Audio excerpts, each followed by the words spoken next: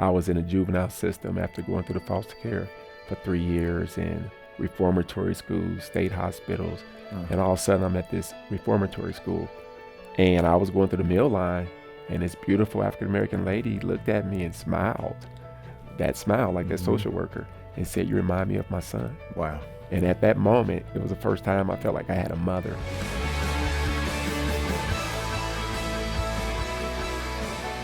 Welcome to the Focus on the Family broadcast, helping families thrive.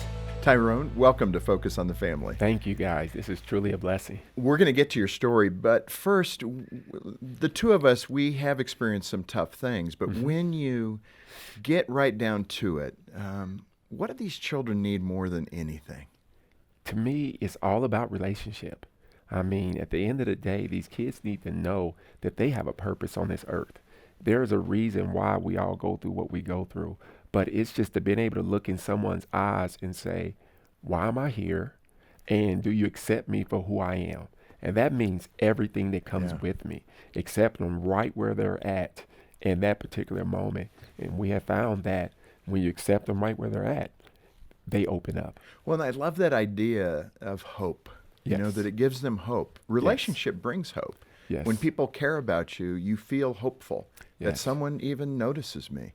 Exactly. I can remember that with a social worker that came to visit when I was 9 to that foster care family I was with, and it was not a good situation. And she simply had a smile on her face, and it communicated to me that I understand what you're going through. Yes. Just the smile on her face. It was a confidence that she gave me that I was okay, I was right, that to be concerned about what was going on. And you hit on the head, attitude. A lot of times when we're working with these young people, you can have the right answer, you can be in the right position, but sometimes their attitude in the process, because you don't want to be around nobody that has, you know, not necessarily negative, but just not really open.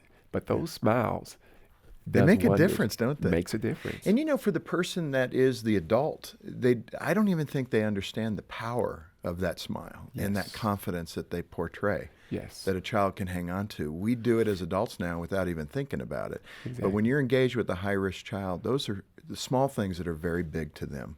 Exactly. Because the thing about it is, what's traditional to the masses is non-traditional to them. You grow up in an environment to where smiling is not a positive, because you got to have this image. Is it a You sign gotta- of weakness? You got to stay on the defense. You don't want to seem vulnerable. Right. And because there's always people around you, I wouldn't necessarily label them as predators, but there are predators. And it's survival of the fittest. And sometimes that competitiveness and that attitude is within your own home. You know, there's layers to it. It may not be life or death within your home, but it may be over a meal. Right. It may be over what you're going to wear tomorrow. It may be over a small opportunity. Now you have issues with your own family members, or you're a child that's in a foster care system with you, or in a juvenile justice system with you, but then that continues to just peel And let away. me say, too, I mean, there are so many great foster families. Exactly. And we have done fostering, so I'm hopeful that we're one of those good ones. Exactly. And I would encourage people to engage Focus on the Family in that way. We have a wonderful program called Wait No More, and it is geared to helping particularly the church community awaken to this need of foster care, foster wraparound, respite care, we call it, which is really grandparenting, taking the kids on a weekend and that. Tyrone, let's move to higher impact. What's the typical picture, paint it for us, of the kids, as we call them, at risk? What does that child look like? What's a portrait of that child?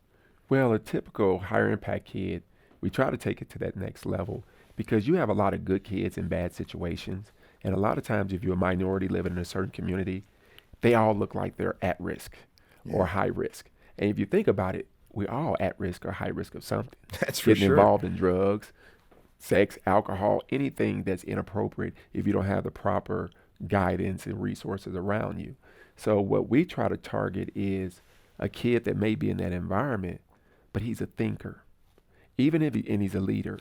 Even if he's leading in the wrong direction, like gang member, Right. but he's making a choice. And so I try to take one of those kids. 99% of them don't have their fathers in their home, either dead or incarcerated or never met them. A majority of them, parents, are not actively involved, may be involved in the juvenile justice system, and a lot of them are behind academically, but at the end of the day, they have that it factor that I be looking for, Yeah. and they have that leadership Let potential. me ask you this question. When I engage children, it's rare to find a child, I'm talking maybe 5, 6, 7-year-old child, where they may have experienced some tough stuff, but their hearts, it's just like Jesus said, their hearts are pure as gold. Yes.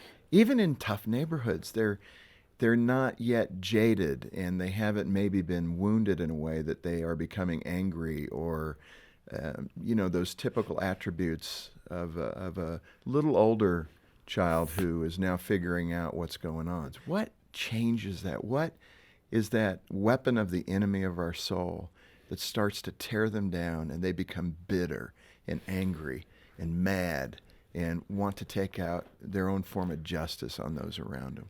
And you hit it on the head when you say justice, because a lot of times they just want to be understood. I mean, because if you think about it, when I first grew up, when I was starting out, I didn't know what I was going through was a negative. Sometimes difference is just difference. It doesn't mean right or wrong. Paint We that picture sometimes- for us. What was your childhood like? I mean, I grew up in a single parent home. My grandmother raised me with her 12 children. My father was murdered when I was 10. I've only seen him maybe 5 times prior to him dying. And my mother, even though she was around, she made it very clear she didn't want to be a mother. She was a teenager. And so my grandmother had a choice, either stay at home and keep us out of trouble or go to work and provide. Single parents are in a catch-22. If you go to work, you consider, oh, you're not providing a proper supervision over your kids, and you're a bad person. But if you stay at home, oh, now you created all these children, and the system got to provide for them. So she worked 2 jobs. And so I was basically raised by teenagers who are anywhere from 10 to 15 years older than you. And what do teenagers do? Even the good ones, they experiment. They, with, making their choices. And I was exposed to drugs, sex, alcohol. But what also, I was interacting with basically adults. And even though things were difficult when it came to your basic needs as far as food, shelter, sometimes the lights were off and the water would get turned off and things of that nature. Food was a challenge. I still felt loved and accepted. And By so, those teens and your grandmother? Oh, or yeah. mostly by your grandmother? mainly my family. My Just- family yeah. accepted me because remember, I was the very first grandchild. Okay. So I gave everybody their title. Yeah. But the thing about it, even though you have love, I didn't have that proper structure Right. and that guidance. Yeah. And so some of the things that I was learning was inappropriate. And so I became angry because no one explained to me what was going on. It wasn't my fault, and don't attack my family, because a lot of times it's like, well, this environment is unfit and something wrong. So I started becoming defensive to protect my family and what I stood for. Yeah. And after that, it was just on. And you get labeled after that. If you get in one fight, you're the aggressor. You can never shake those labels. Well, and that was part of your experience. You became a fighter in school, right? I Exactly. mean, you were going to settle scores, and this is how you did it, and people respected you. Did you, as a young man in that spot, did you feel that brought you a certain credibility, a label that you liked? Tough guy? Well, it wasn't necessarily you liked, but any label that you can get that will help balance the playing field, it helped. It made you feel necessary in some way. But yeah, fighting, I was never a violent person. I think both of us shared wonderful adult figures in our lives that came along. Mine was a football coach who took an interest in me. I think yours, her name was Mrs. Collins. Miss Collins. Describe Miss Collins and what she provided for you at a young age. Okay. Well, fast forward about 7 years, I was in a juvenile system after going through the foster care for 3 years in reformatory schools, state hospitals, and all of a sudden I'm at this reformatory school, and I was going through the meal line, and this beautiful African-American lady looked at me and smiled, that smile like that social worker, and said, "You remind me of my son." Wow. And at that moment, it was the first time I felt like I had a mother in a traditional way, Yeah. because she was closer to my age. Your grandmother Right. is your grandmother. You almost want her to be a grandmother Right. and have a mom. So I was like, man, I have a mother. And no conversation, Right. just in that smile. You just kind of quietly adopted her. Yes, as that's mom. a good word. That's She really became my interesting. foster mother. But it was lovely. You made her, what did you make her in woodshop? You made her something there? Well, our interaction with over a period of a year was less than 24 hours because it was only when I was going through the meal line. And she made a comment about her son and providing for him. But she always smiled when she said it. It was the first time I've ever seen a provider that had a positive attitude about the child that they had to provide for. Because when I grew up, it was always the struggle. And so she helped me with that attitude. And the only way I can say thank you, I was getting ready to be kicked out and leave. I made her a jewelry box and I just handed it to her. We never exchanged words. That was my way of saying thank you. Tyrone, I want to really highlight something you just said. It's so critical that she had a positive attitude as the mother of her son and what that spoke to you.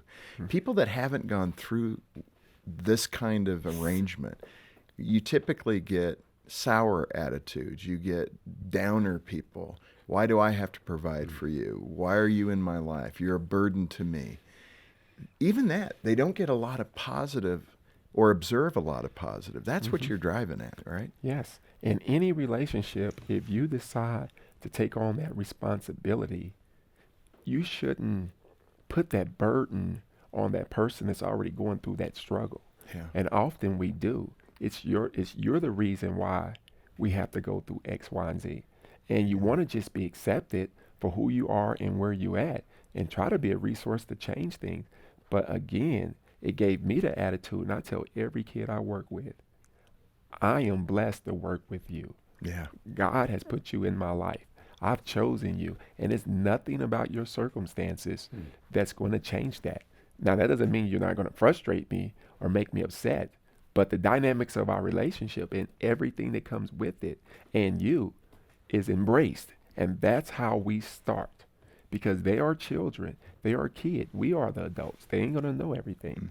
And so, but often that role is reversed. Tyrone, I do want to get to your specific tragedy. You've had many tragedies in your life, but this one was lifelong impact. I mean, you're in a wheelchair. Yes. And what happened? What led up to this encounter? What was the situation and what took place? Well, it's interesting from the period of 7 through 17 of going through all those facilities and relationship dynamics. I was released from the largest youth facility in the state of Missouri and told to go home and play basketball. That's all they saw in me. I'm 6'4", 220 pounds. They didn't see school, education, or anything like that. And so I ended up living with a relative that loved me but didn't have the means to support me. And I learned something that most adults know very well, is how to look good on the outside, but I was messed up on the inside. All of a sudden, I became very popular in school because of basketball. I'm the man. And now I'm dealing with these social dynamics that I've never really encountered. I was used to being not the man in the C class. Now you're in the A class. And here I am playing basketball and was considered one of the best players there. And I just wanted to fit in. I was almost upset, again, even in a positive way. They put me out on the outside. And so that created some dynamics with some of the players that led to me having a personality conflict. And 2 weeks before graduating from high school, we got into it. And I thought we were going to fight. And he put out a You and another player. starting point guard on my basketball team. He wasn't a drug dealer or a gangbanger. We both loved sports, but it was more so just peer pressure and jealousy. I was a senior, he was a junior, and sometimes we think because people are better than you in certain things, they're a better person than you. Yeah. And sometimes that creates a lot of friction. And what happened was, again, we got in a verbal confrontation on a city bus, and I thought we were going to fight, and he pulled out a .357 Magnum and shot me 3 times. 3 times. 3 times. Hit you in the shoulder. Yeah, he blew a hole in my neck, shoulder, neck area. That's what nicked my spinal cord and paralyzed me, and in my hand and my leg. Man. What did that communicate to you? I mean, you're trying to heal up. Did you, at that point, are you going, God, are you there? Where is God in this whole picture for you? Well, it's kind of interesting because I grew up religious, and I used to make deals with God, because I knew how on Sunday we were all God, and then every other day of the week, it was all about us. And so that was my relationship with God. And I always knew it was something more, but I didn't know what that was. But going through what I went through, we always pray, God, if you do this for me, I'll go to church. I'll listen to my teacher. But I found myself becoming a hypocrite with God all the people in my life that was hypocrites, that would promise me something but would never show up. So at the age of 13, I stopped making deals with God. And I used to say, once I get married or once I turn 65 or right before that plane crash, I'm going to start going to church. Wow. Because I knew that it took more, but I wasn't willing to. Let me ask give you it. this for the benefit of listeners. I mean, some people, they may not have a relationship with Christ, and they're hearing you and they're going, I'm was making that same decision Yes. at 15, at 20, that you made at 13. Why, and did your heart grow cold toward God in that regard? You kind of turned that relationship off, it sounds like. Well, it didn't grow cold. It was really more of a respect. I didn't want to be a hypocrite. Okay. They didn't really reverence God. So I was like, I don't want to do it unless I'm ready. And be so, fully committed. fully committed. I think the Lord respects that, actually. Yeah. He that's wants what I you was fully hoping. committed. Exactly. Yeah. And that's why when I got shot, it wasn't a why me, God, in getting shot, because in all honesty, I was more accustomed to negative things happen. It's the positive things that would scare you. I was expecting people not to like me, not to want me around. It's the people that said, come with me, that made me nervous because I wanted to know your motives. This is new. This is different. So when I got shot, the thing that drew me to God was the way it happened. Because being an African-American male getting shot in the urban core, everybody assumed that you was a drug dealer or a gangbanger. Right. So what, and that You weren't was, either. Wasn't either. It was just peer pressure and jealousy. So when I went to God, I was like, why me? Why did it have to happen this way? I already got all these negative titles.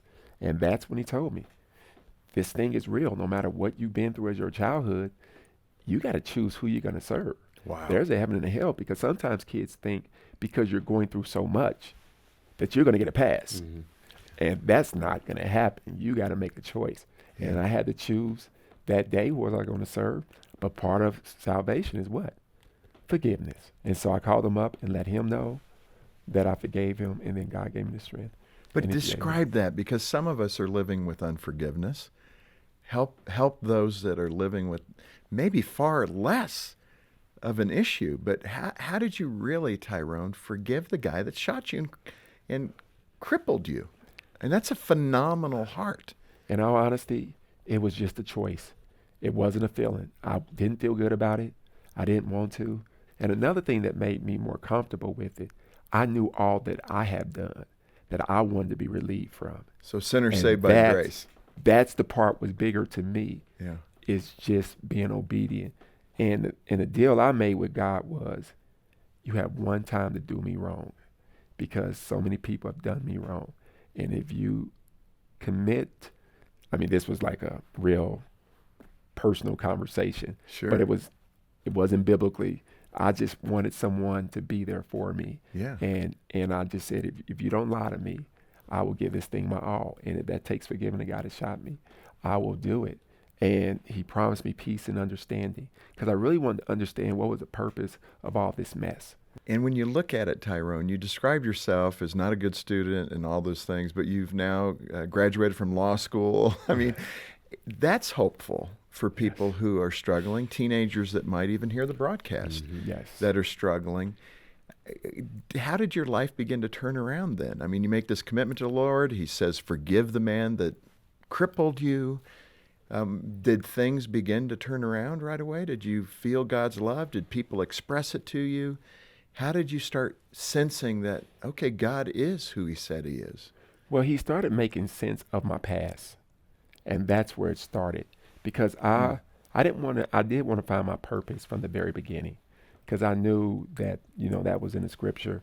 And when my past started making sense, because once I gave my life to Christ, I started noticing how kids were responding to me and other adults, because I only wanted to save me, to be honest with you. I figured if I can make it into heaven, I was doing the world a favor. I didn't know anything about this ministry stuff.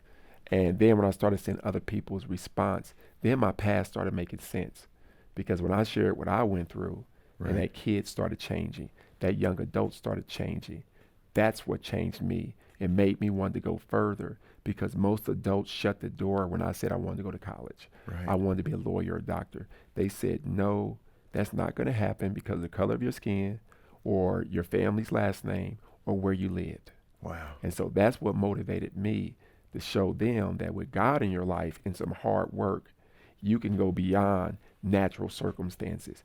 It's nothing natural about this. Totally spiritual. Yeah. You can't look at my family and say, oh, I can see it in this person, because I was the first one in my family to graduate. You look at my physical circumstances, there's no way you should be able to go this far in this condition. And yes. Yeah. Nothing. Tyrone, so often we talk about our passion coming out of our pain, and that's obviously what the Lord has done in your own life and in your heart. Describe for us that mentoring process with these kids that you engage. What are the creative ways that you go about strengthening them emotionally and spiritually and helping them to think more highly of themselves in a healthy way, that I can achieve something, that God does love me, because they feel unlovable. Yes. And it's very interesting because they don't realize that the worst is behind them in a lot of ways, and that they really are prepared for everything and moving forward. It's just identifying those strengths. So we don't focus on the fact if you're selling drugs, all the negative behavior. What I spend time initially is identifying and focusing on and highlighting their strengths. Yeah. And we spend anywhere from 1 to 10 years mentoring on them, but a strength-based approach. Yeah. Because once they see that, it's human nature to let go of this in order to be able to do this. They know very well, like I knew very well, all of my weaknesses and shortcomings. The system did a very good job of documenting that for, the past 18 years. Yeah. But showing them those strengths. But also, we got to realize we live in a natural world. We can't just talk about all the spiritual and how great you are. These kids need shoes. Right. They need to understand the process of how Clothes. to get in school Yeah. and how school can impact your life from in a natural way, how to talk to someone. I was raised with all these people that we would scream, but that level of communication was so normal. So when I would talk to you and you say, stop yelling, I would take offense to that. And I make it me against you. So I had to normalize myself in order to fit in, even though I wasn't normal. And so with these kids, they're extraordinary, but they also got to find ordinary ways to fit in spite of their circumstances. Let me say, Tyrone, thank you for being that person. We've got millions of people listening. And to their credit, they're saying, how do I plug in? What can I do? And many of you do in so many ways, through your church, through Focus on the Family, in our Wait No More program. And you're a wonderful example of just saying, Lord, what can I do to help these kids? Because I was one of them. And it's a beautiful story, Tyrone. And I want to say thank you. Thank you for being there for these kids. Who knows how you're being a father, spiritually speaking, to so many of these kids that are appreciative of that smile, that encouragement, the word of God that you're giving them. And I hope people will help. And I also want them to know that this all didn't come together overnight. I didn't have a desire to work with kids until God gave me the purpose. Yeah. And then I didn't have no social skills when I started. I've never been trained to do a group. So sometimes when we're waiting on the training, if God say go, just go. You just I know jumped what a in. 501c3 was. Didn't know what a board of directors were. I just know that those kids needed help, and what God did in my life, I know he can do it in theirs. Tyrone, this has been wonderful, man. Thank you, you so much for helping these kids and for all you do at Higher Impact. And hopefully we'll connect on the website, John, so people can be in touch with you that way, and go for it. Thank you, guys. Jump for in the all that river. you're doing. All right. Hey, I'm John Fuller, and thanks for watching. Get more info about Focus over here and more from our guests over there, and be sure to subscribe to our channel as well.